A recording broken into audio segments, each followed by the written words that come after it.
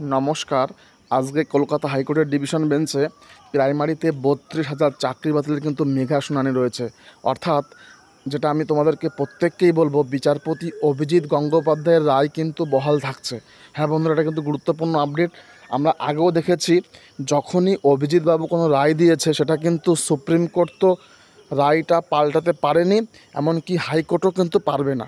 ঠিক আছে, তো দেখে নাও কী কী পয়েন্টের জন্য কিন্তু আজকে রায়টা কিন্তু চাকরি বাতিলের পক্ষেই যাবে। দেখে নাও আপডেটটি কী রয়েছে।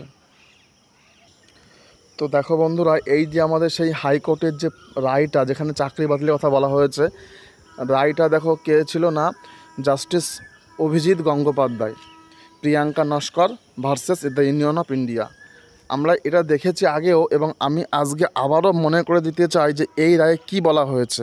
তোমরা দেখবে যখনই বিচারপতি তপব্রতবাবু দেখবেন, তখন কিন্তু তিনি এই জাজমেন্ট কপিটা কিন্তু বারে বারে দেখছে, এবং এই কপিটা কোনোভাবে পাল্টানো যায় কিনা সেটা দেখছেন। কিন্তু যেটা আমরা মনে করছি যে এই রায় কিন্তু পাল্টাতে পারবে না, কারণ এর কোনো ভ্যালিড ডকুমেন্টই সাবমিট করছে না প্রাইমারি পর্ষদ।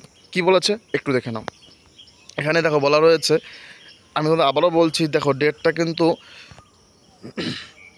কী ছিল না, হিয়ারিং ছিল 11/5/23, অর্থাৎ 11ই মে 23 সাল, মানে আজ থেকে প্রায় 2 বছর আগে। আর জাজমেন্ট এসেছিলো কিন্তু 12/5/23, অর্থাৎ 2 বছর আগে কিন্তু এই জাজমেন্টটা দিয়েছিল কে, জাস্টিস অভিজিৎ গঙ্গোপাধ্যায়। এখানে কিন্তু পরিষ্কার লিখে দিয়েছে। এখানে কি বলেছে, এইটা পিটিশন কিন্তু করেছিল টোটাল 140 জন পিটিশনার, যারা টেট কোয়ালিফাই করেছিল, রিক্রুটমেন্ট 2016-তে পার্টিসিপেট করেছিল। ঠিক আছে, আর কি বলেছে এখানে দেখো, অনেক কিছু কথা বলেছে, সেগুলো আমি সম্পূর্ণ ডিটেলে যাচ্ছি না। আমি মেন গুরুত্বপূর্ণ পয়েন্ট তোমাদের দেখাবো। এখানে সব বলেছে, eligibility candidate with the relax application of special by the MHRD may be considered. তো মেন যে পয়েন্ট দেখো এখানে কি বলেছে,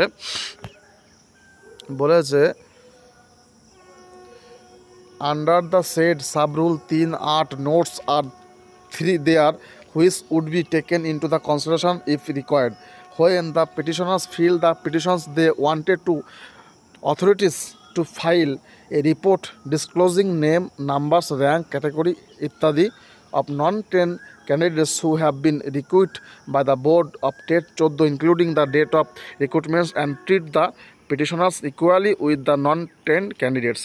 অর্থাৎ এখানে কিন্তু প্রাইমারি পর্ষদ রিক্রুটমেন্ট করেছিল ট্রেনিং, এবং নন ট্রেনদের কিন্তু নিয়োগ করেছিল, এবং সেখানে কিন্তু গন্ডগোল করেছে। কিছু নন ট্রেন ক্যান্ডিডেটকে এমনভাবে ঢোকানো হয়েছে যেখানে ট্রেনটা কিন্তু বাদ হয়ে গেছিলো।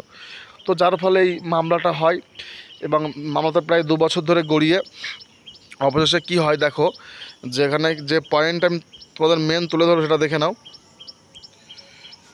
কি বলেছে এখানে, this court directed the board to file one report as to the petitioner's breakup of total score sheet of TET 2014 along with the breakup score of the last impanel candidates in their respective medium category and district who participate in the recruitment process 16। অর্থাৎ court আদেশ দিচ্ছে পর্ষদকে যে এমন একটা breakup score তৈরি করতে, যেখানে last empanel candidate নাম, স্কোর এবং ক্যাটেগরি কিন্তু অবশ্যই প্রকাশ করতে হবে। সেখানে কিন্তু অনেক অসুবিধা রয়েছে। আর একটা তোমাদের বলে দিই কথাটা, যেটা গুরুত্বপূর্ণ, যে প্রাইমারি পর্ষদ বলছে যে আমরা প্যানেল প্রকাশ করেছি।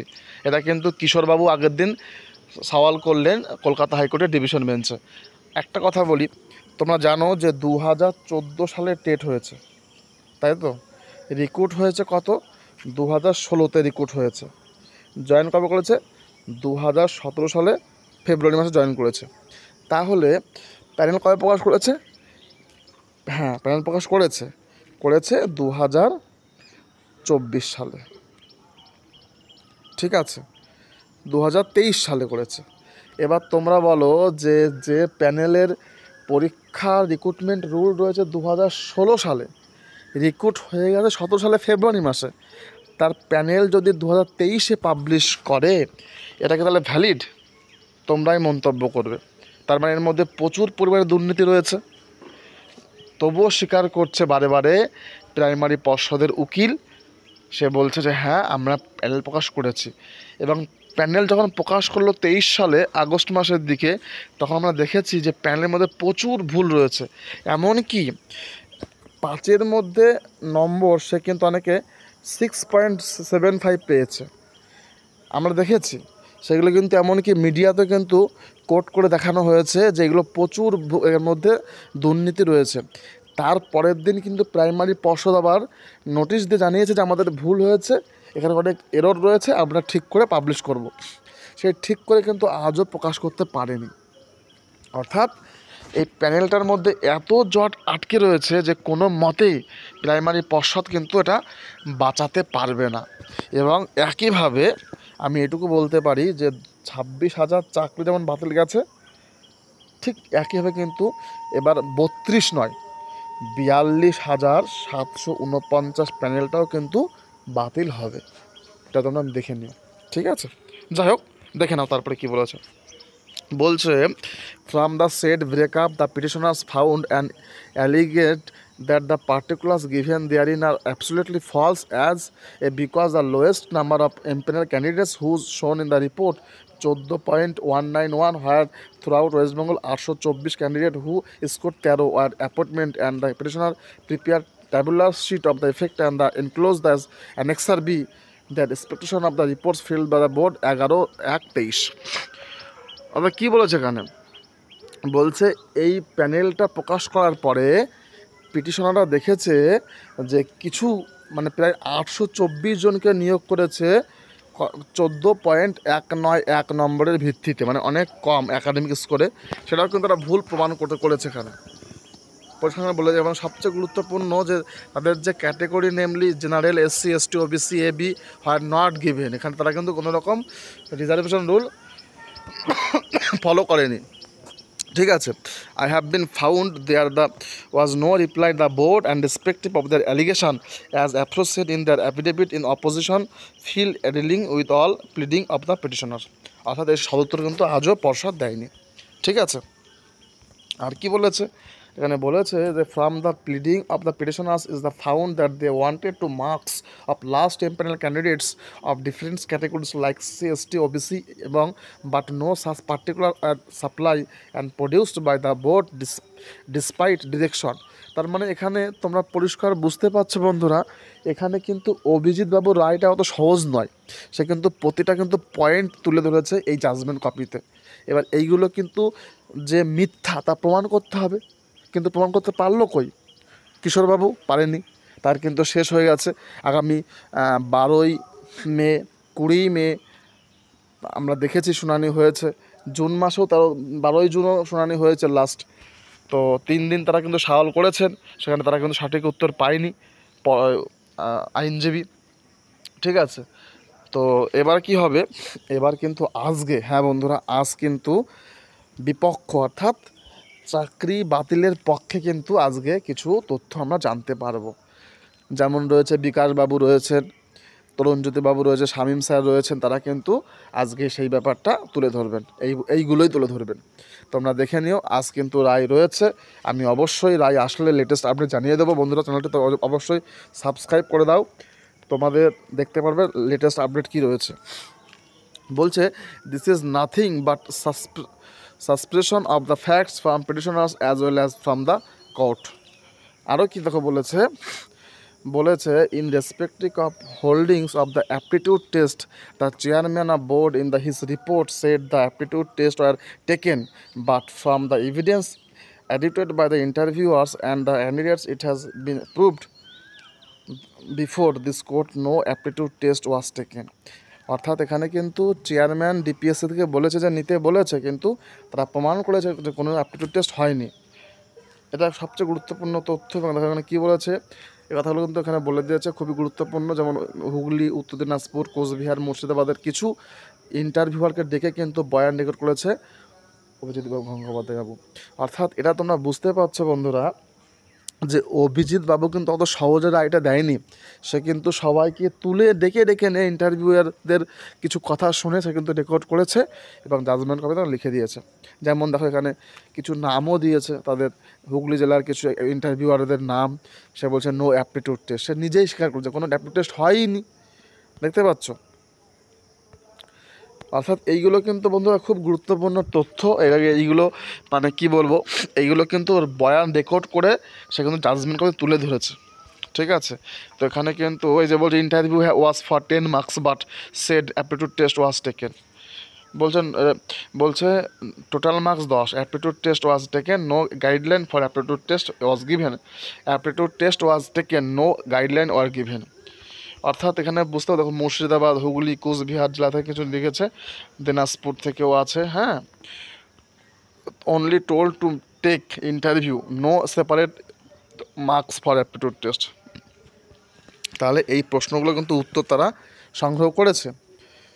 কে করেছে না, বিচারপতি অভিজিৎ গঙ্গোপাধ্যায় বাবু, ঠিক আছে। এবং আরও বলেছে যে there was no formal engagement letter for acting as on ইন্টারভিউয়ারদের কোনো রকম কিন্তু এনগেজমেন্টের জন্য কোনো লেটার দেওয়া হয়নি। All of the interviewers were call over phone to take interview, তারা কিন্তু ফোনে ডেকে নিয়েছে। অর্থাৎ দেখো এই বিষয়টা পুরোপুরি ইলিগাল। একজন ইন্টারভিউয়ারকে সে ডাক পাবে, তাকে ফোনে ডেকে নিয়েছে, ঠিক আছে, কোনো চিঠি যায়নি। কিন্তু তোমরা দেখেছো যখন টিচারদের ইলেকশন ডিউটি পড়ে তাই কিন্তু লেটার যায় কিন্তু, হ্যাঁ, তোমরা জানো প্রত্যেকেই শিক্ষক হবে, তো লেটার কিন্তু বাড়িতে যায় তার নামে, ঠিক আছে। ডিপিএসসি থেকে এসআই অফিসে যায়, লেটারগুলো সে তারা কালেক্ট করে। লেটারে কিন্তু লেখা, সব লেখা থাকে কীভাবে কী করতে হবে, কবে ট্রেনিং হবে, সব বলে দেয়, ঠিক আছে।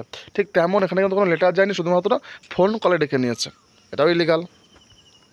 আরও কী বলেছে দেখো, আরও বলেছে এখানে যে গুরুত্বপূর্ণ দেখো, বলেছে কি যে the board has not given any reply, primary board কোনো সদুত্তর দিতে পারেনি in respect awarding 9.5 out of 10 marks to a large number of candidates. বলছে প্রচুর পরিমাণে স্টুডেন্টদের কিন্তু 10-এর মধ্যে 9.5 নম্বর দেওয়া হয়েছে, which is অ্যাবজার্ভড and an impossibility, যেটা অসম্ভব, specially to the academic score and TET score were very low, যাদের অ্যাকাডেমিক স্কোর অনেক কম এবং টেটের নম্বরও কম। অর্থাৎ যে ক্যান্ডিডেট টেটে 150-র মধ্যে মনে করো 90-91 পেয়েছে, তার একাডেমিক মানে মাধ্যমিক উচ্চ মাধ্যমিক নম্বর একদম কম, 35%, 40% নম্বর রয়েছে, সে কীভাবে 10-এর মধ্যে 9.5 পায়, এই পয়েন্টটা কিন্তু এখানে তুলে ধরেছে বিচারপতি, ঠিক আছে।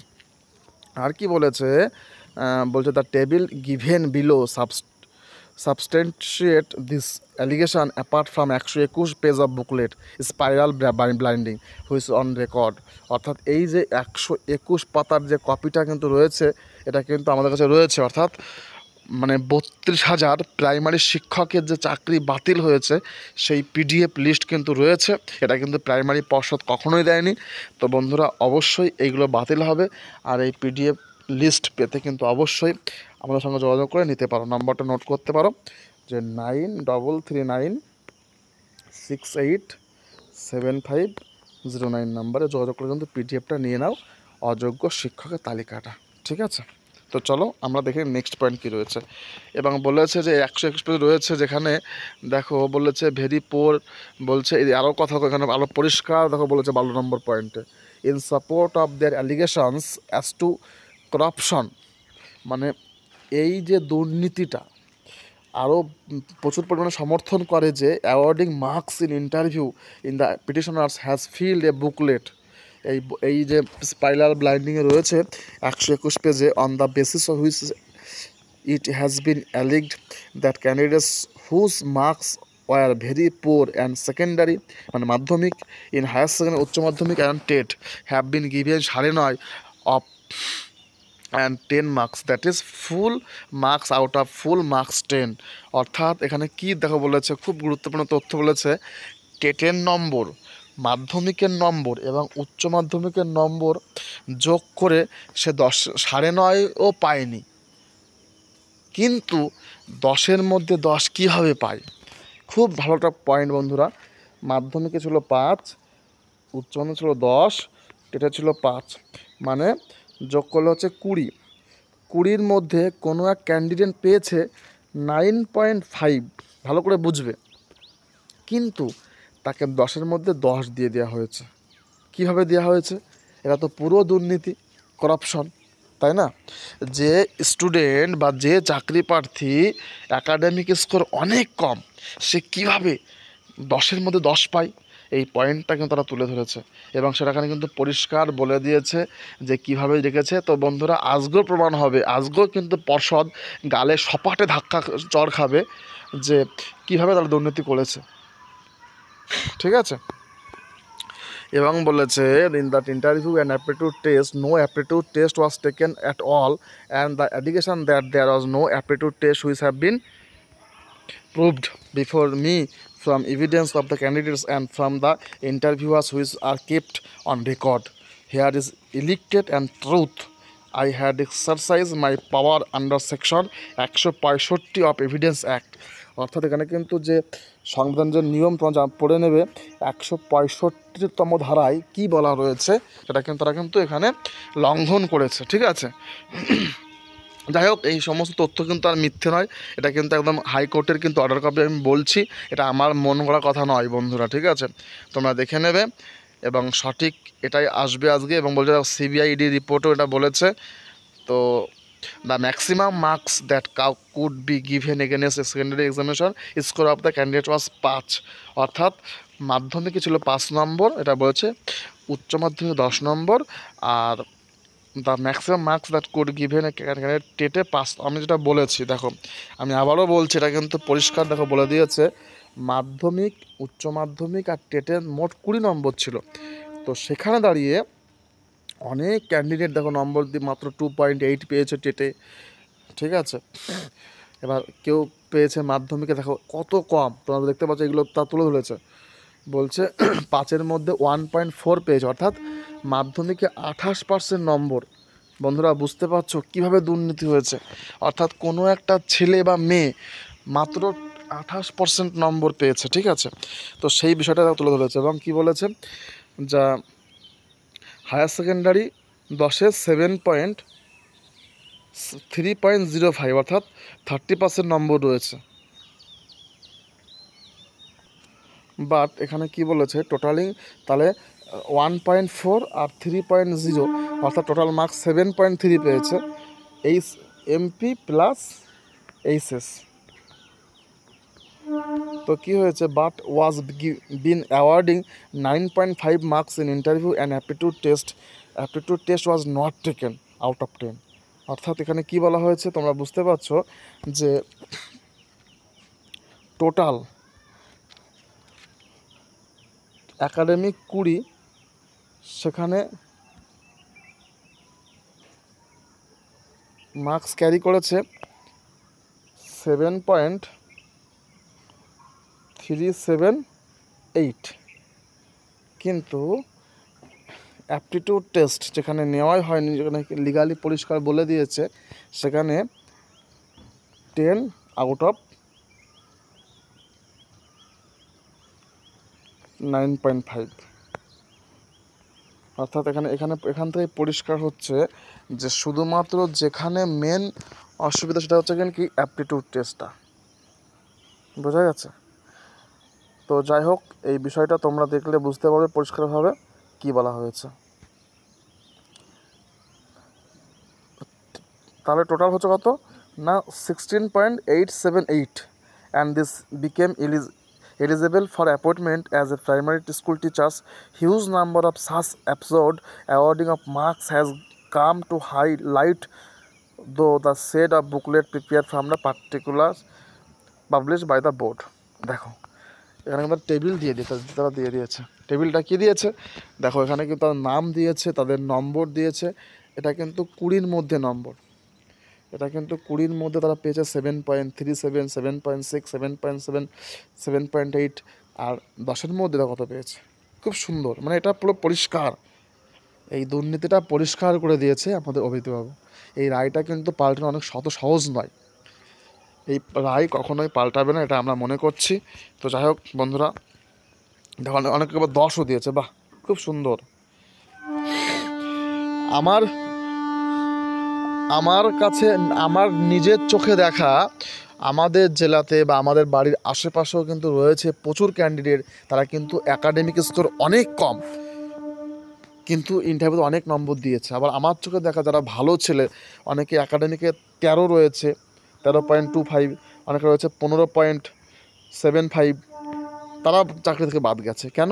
এই ইন্টারভিউতেই কিন্তু মেন করাপশনটা করেছে প্রাইমারি পর্ষদ, এটা কিন্তু বলতে বাকি থাকে না, ঠিক আছে।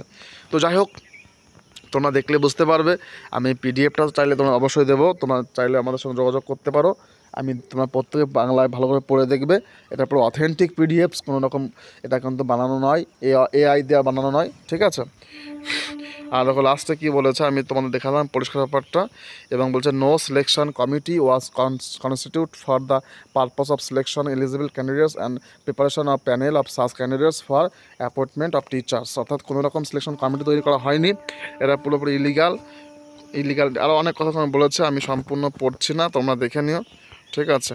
এবং লাস্ট এটা বলছে, এখানে পরিষ্কার বলছে, in such circumstances I allow the petition the appointments of 36,000 candidates who are untrained at the time of recruitment 16, অর্থাৎ প্রায় 36,000 কিন্তু নিয়োগ করা হয়েছিল, তাদেরকে আবারও কিন্তু পুনরায় বলছে যে 16 recruitment by the board post primary teachers are cancelled for various reason as have been elaborated above. উপরোক্ত প্রায় 20-25টা কারণের জন্য কিন্তু এই প্রাইমারি শিক্ষকের চাকরি বাতিল বলে গণ্য করা হলো। কবে না, 12ই মে 2023 সাল, ঠিক আছে। The board shall immediately arrange, বোর্ডে কিন্তু ইমিডিয়েটলি অ্যারেঞ্জ করতে বলেছিল recruitment exercise for candidates who were untrained at the time of recruitment. ওই রিক্রুটমেন্টের সময় উইদিন পিরিয়ড অফ 3 মান্থ, অর্থাৎ 3 মাসের মধ্যে তারা কিন্তু date only of for the candidates who participate 16 recruitment process, অর্থাৎ 3 মাসের মধ্যে কিন্তু এই ইন্টারভিউ নিতে বলেছিল প্রাইমারি বোর্ডকে, কিন্তু তারা নেয়নি। যাই হোক, সেটা মামলা চলছে, তোমরা দেখবে এটা পুরো বাতিল হবে আবার নতুন করে, এমনকি বাতিল কেন, পুরোটাই বাতিল হয়ে যাবে, ঠিক আছে। যাই হোক, আর লাস্ট কি বলছে this whole imbroglio including corruption involve, এটা পুরোপুরি কিন্তু দুর্নীতির সাথে জড়িত। In the matter has taken place due to the former president, তখনকার যে সভাপতি ছিলেন Manik Bhattacharya of the board, who knew, সে জানতো the rules of recruitment but violate the rules and therefore, সমস্ত রুল জানা সত্ত্বেও সে কিন্তু সেই নিয়মকে কিন্তু সে ভায়োলেট মানে বিঘ্নিত করেছে, বা সে কিন্তু মানেনি, লঙ্ঘন করেছে, যাকে বলে ভায়োলেট, লঙ্ঘন করেছে,